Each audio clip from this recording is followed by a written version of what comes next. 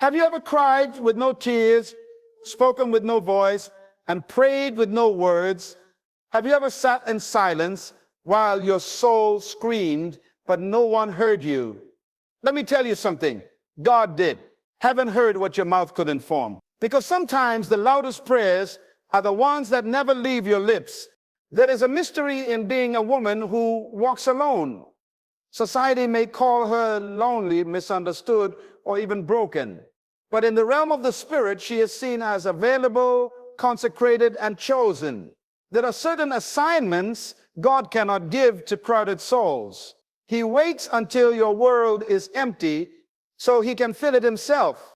You see, when God begins to separate you, it's not to punish you, it's to prepare you. You don't need to be surrounded to be supported.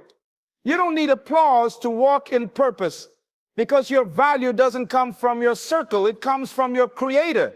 And when God sets you apart, it's a sign that you are not common. The woman who walks alone must learn to be emotionally detached, not because she is cold, but because she is focused. Detachment is not weakness. It is spiritual discipline.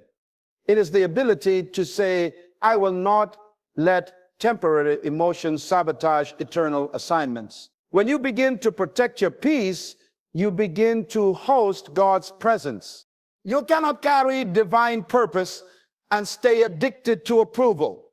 You cannot be called and still crave being understood. Let them mislabel you. Let them walk away. Let them think you are hard or heartless. Because the truth is, your heart is not hard, it's holy. And holiness requires a boundary. It requires distance from the things that dilute your identity. Do you know why God hears your unspoken prayers? Because he's not just listening to your words, he's reading your wounds, he's interpreting your silence, your sighs, your fatigue, your numbness. That's prayer in another language. God is fluent in your spirit. You may not say it, but he feels it. You may not shout, but he shows up. You've been trying to explain your pain to people who weren't assigned to understand it. Stop. Your explanation is not your job. Obedience is. If God allowed the silence, it's because he wanted you to find his voice in it. If he allowed the loneliness, it's because he wanted to become your only companion in a season where you forgot who you were. Some of the most powerful prayers are not spoken. They are lived. They are the decision to keep moving when you feel empty. The choice to show up when you want to disappear. The strength to smile when your heart is tired. That, my sister, is prayer. And that is why God moves on your behalf even when you say nothing at all. You're not invisible. You're hidden. You're not rejected. You're redirected. You're not voiceless. You're being taught the language of heaven, stillness, surrender, and solitude. Because where God is taking you, noise will become a liability. So he is training you in silence now. Do not confuse detachment with defeat. You are not distant because you are bitter. You are distant because your spirit has matured beyond emotional chaos. You no longer chase temporary comfort. You seek eternal clarity. You no longer fight to be seen. You are content to be sent. And when the time is right, the same God who heard the silent cries will announce your arrival to the world without your help. You won't need to promote yourself. God will vindicate you in the presence of those who left you. But until then, be still, be faithful, and know this one truth. Heaven never needed your words to hear your heart. Isolation is not abandonment. It is preparation. When God isolates a woman, it may feel like rejection, but in the spiritual realm, it is often a sign of selection.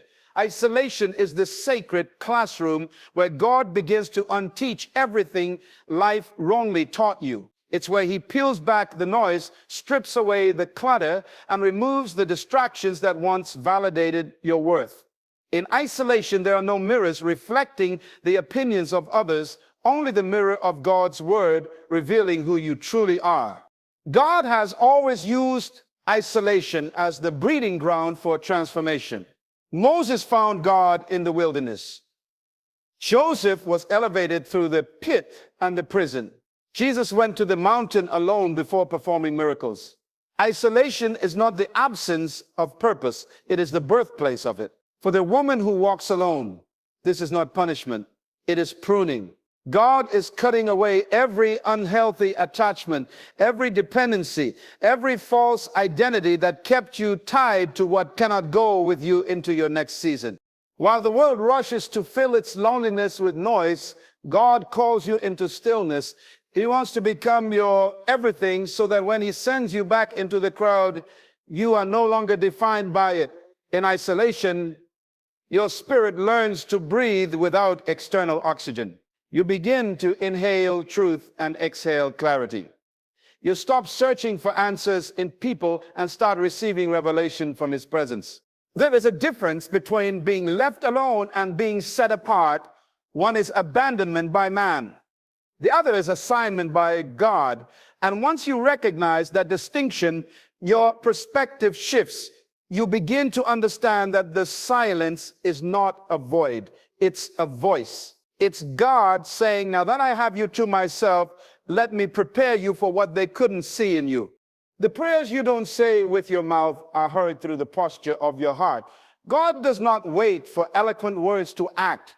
He responds to the silent cries buried beneath the surface of your soul. When your emotions are too heavy to articulate and your pain has no vocabulary, heaven still leans in.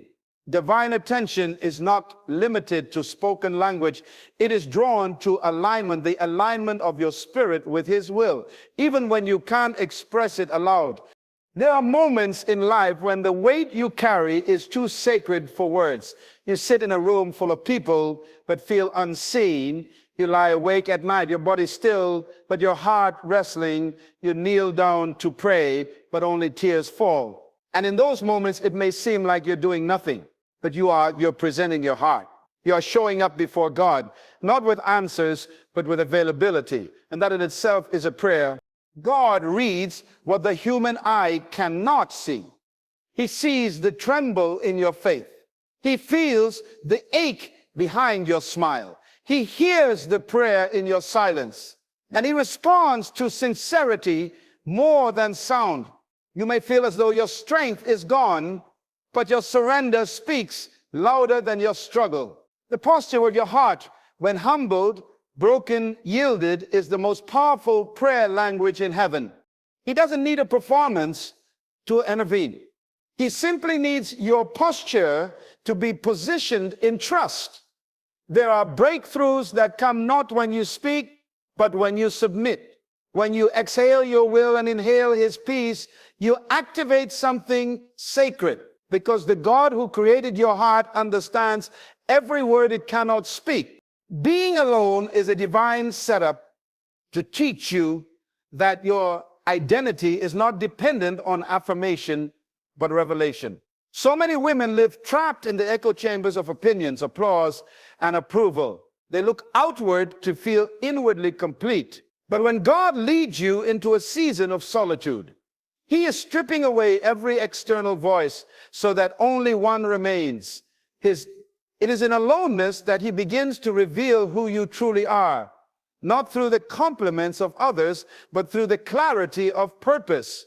Information feels good, but it is temporary. It can become a drug that numbs your true self, keeping you addicted to validation. But revelation transforms. It roots your identity in truth that cannot be shaken by the presence or absence of others. In your alone season, God breaks the illusion that your worth is tied to who claps for you, checks on you, or understands you. He begins to expose the difference between being celebrated and being called. He wants you to know that being unseen by men does not mean you are overlooked by him.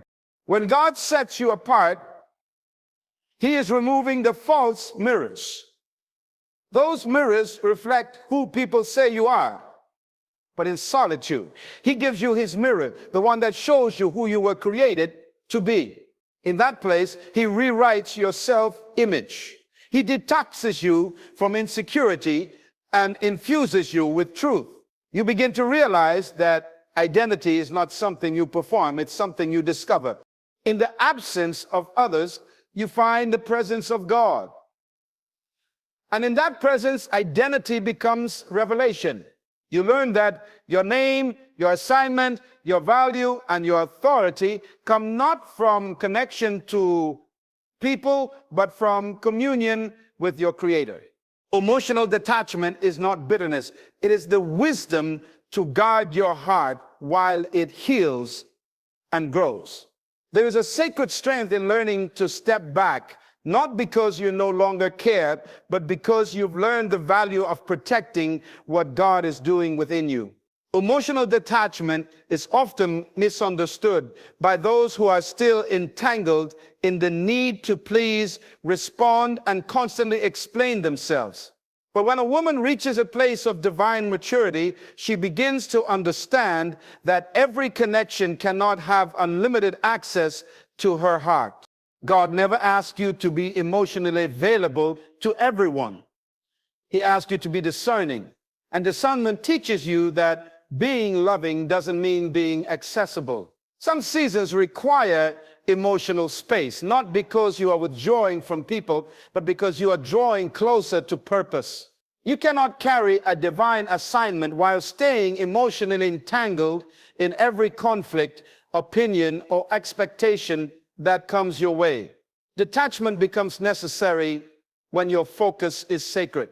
Bitterness is rooted in unresolved pain. Detachment is rooted in resolved purpose.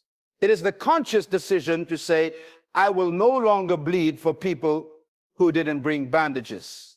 It is the moment you stop over-explaining, overthinking, and overextending. It is the maturity to sit in silence when provoked, the strength to walk away without closure, and the peace to let God be your defender. It is emotional intelligence rooted in spiritual discipline. Detachment allows God to prune the noise from your life. It creates space for you to hear His voice above the chaos. Just stop reacting emotionally and start responding spiritually. Your heart is no longer tossed by waves of emotion, but anchored in truth. That's not bitterness, it's boundaries. And boundaries are where healing begins. When you stop explaining your pain to people, you make room for God to interpret it with purpose. There comes a time when the constant need to be understood becomes a burden too heavy to carry. You try to put your emotions into words, but the depth of your experience is far beyond human comprehension. You speak and still feel unheard. You open up and still feel unseen. That's when God begins to teach you a deeper language, the language of surrender. Pain was never meant to be explained to everyone. Some wounds are too sacred to be exposed to the wrong eyes. When you continue to seek validation from people who were never called to heal you, you delay your own transformation. God does not require that you defend your heart to others. He requires that you release it to Him. There is a wisdom that comes when you stop trying to make others understand and start trusting that God already does. Explanations often become distractions.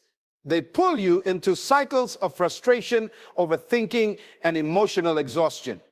You replay conversations, rehearse your reasoning, and still end up misunderstood. But when you shift your focus from being heard to being healed, something powerful happens.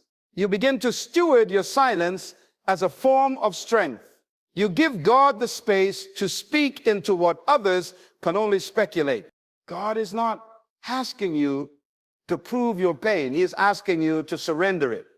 He knows the story behind every scar, the reason behind every tear, the storm behind every smile.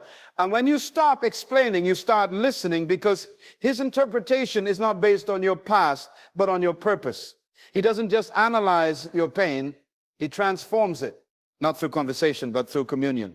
The absence of human companionship often makes space for divine intimacy.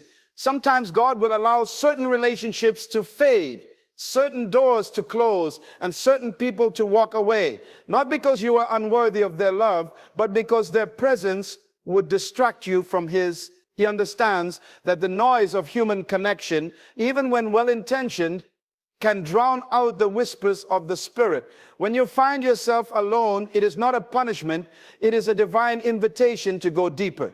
There is a level of closeness with God that cannot be accessed in the crowd. It is reserved for the woman who is willing to be hidden, to be set apart, to walk in silence long enough to recognize his voice in the stillness. This kind of intimacy is not born in celebration, but in consecration. It's cultivated in tears, wrestled out in prayer, and refined through solitude. When everyone else's voice is silent, you begin to hear the only voice that truly matters. Divine intimacy doesn't require you to be perfect. It requires you to be present. It's in the moments when no one calls, no one checks in, and no one understands that God draws the closest. He fills the empty space with presence.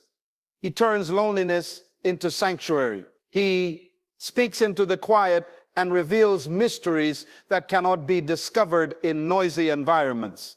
He rewrites your identity not based on what others see in you, but on what he has always placed within you. The absence of people is often the clearing ground for divine conversation. You stop running to friends for comfort and start running to the throne. You trade temporary companionship for eternal connection.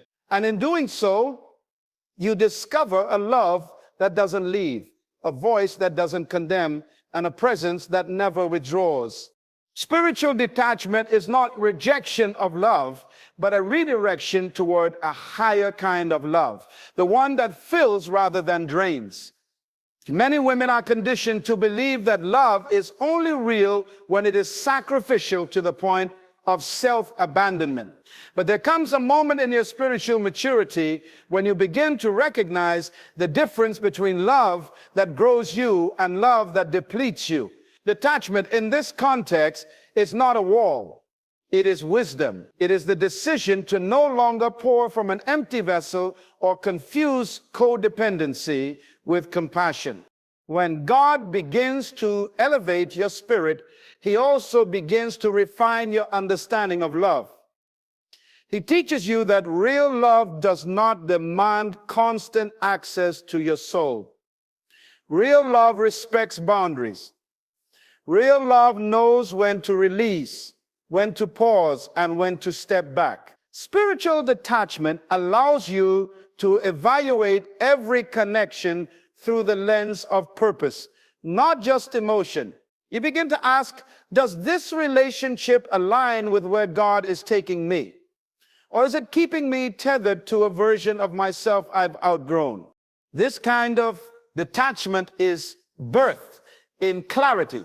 It is the quiet revelation that you no longer need to chase presence to feel valuable. You no longer need to be needed to feel worthy. You are no longer compelled to rescue people at the expense of your own peace. Instead, you lean into the love of God, a love that doesn't pull on you constantly, but pours into you consistently. His love does not confuse you. It centers you. Spiritual detachment is not the absence of feeling. It is the presence of discernment. It is choosing alignment over attachment. It is discovering that the highest form of love begins with being anchored in the love of God before extending it to anyone else. Confidence is born when you stop seeking validation and start walking in revelation. The need for validation is a silent prison that many women unknowingly live in.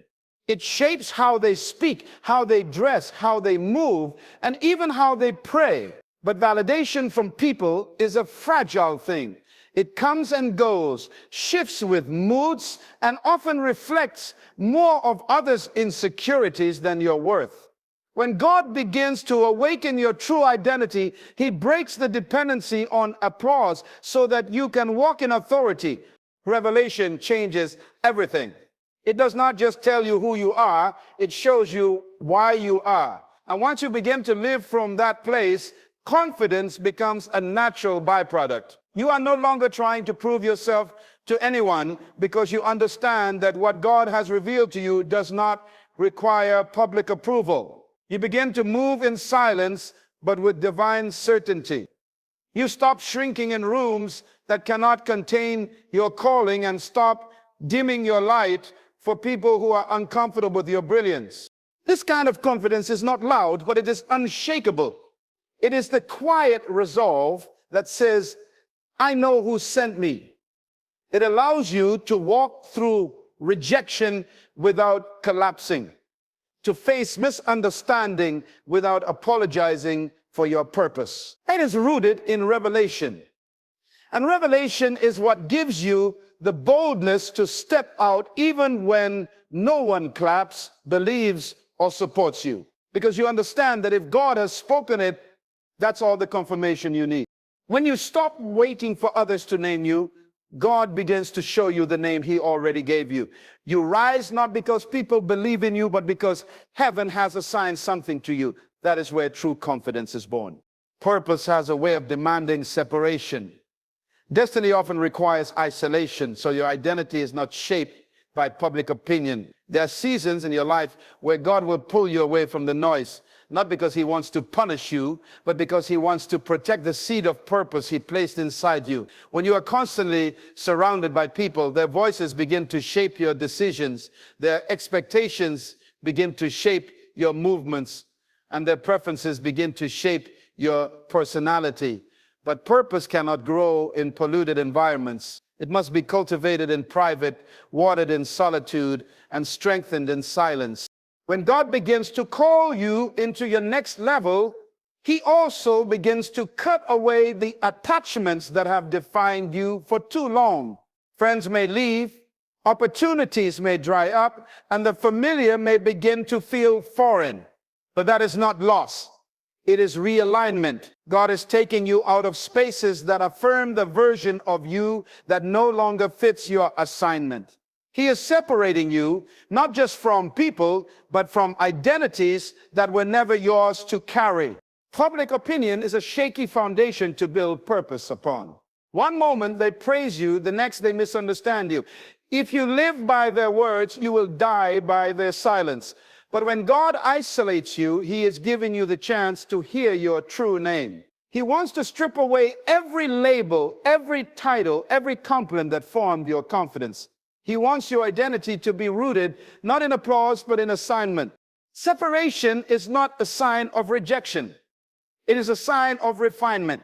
You are being set apart because what is on your life is too sacred to be defined by the crowd. Destiny demands that you become unshakable before you become visible. The woman who walks alone is often the one God is trusting with assignments no one else could carry. There is a weight to certain callings that cannot be shared in crowded places. When God gives you something sacred, something heavy, something eternal, he does not distribute it among the masses. He hands it to those who have proven themselves faithful in silence, resilient in rejection, and obedient without an audience. Walking alone is not a sign of lack. It is a sign of trust. It means heaven has recognized a level of strength in you that others have not yet seen. There are divine assignments that require isolation, not because you are unworthy of companionship, but because the nature of your calling is too sensitive for common exposure. God is preserving you, guarding your development, and protecting your purpose from being diluted by distractions. The woman who walks alone is not aimless. She is in alignment. She is not lost. She is hidden. She is not weak. She is being refined in the fire of obscurity. This kind of woman learns how to walk without applause, how to pray without proof, how to build without a blueprint. She is trusted with vision, burdened with purpose, and anchored in a level of spiritual clarity that makes her stand out even when no one is looking. She has learned that God's voice is enough. She has stopped waiting for the world to catch up to what heaven already declared about her. When God gives you an assignment that others cannot understand, it is not your job to explain, it is your job to obey. The path may be narrow, the road may be lonely, but the oil that comes from walking it is priceless. God does not trust his heaviest callings to the loudest voices. He trusts them to the quietest hearts. You may feel invisible, unheard, or forgotten, but heaven knows your name. The silence around you is not a sign of God's absence. It is the evidence of his nearness. You were not overlooked. You were handpicked. You were not abandoned. You were entrusted. God has chosen you for a purpose that required separation, and he has trusted you with a journey that many could not survive. Let the world misunderstand you. Let them question your stillness, your silence, your distance, because what they don't see is the weight you carry, the oil you protect, and the divine fire refining you in private. You don't need their affirmation to walk in your authority. You don't need their approval to move in your assignment. What God has spoken in the secret place will shake nations when revealed in the appointed time. So stand firm, women of purpose. Guard your heart, walk your path, and silence the urge to explain. Your unspoken prayers have already reached the throne. Your tears have already been collected. Your name has already been whispered in heaven. And when God is ready, the same world that wondered why you walked alone will witness the power of the one who walked with you all along.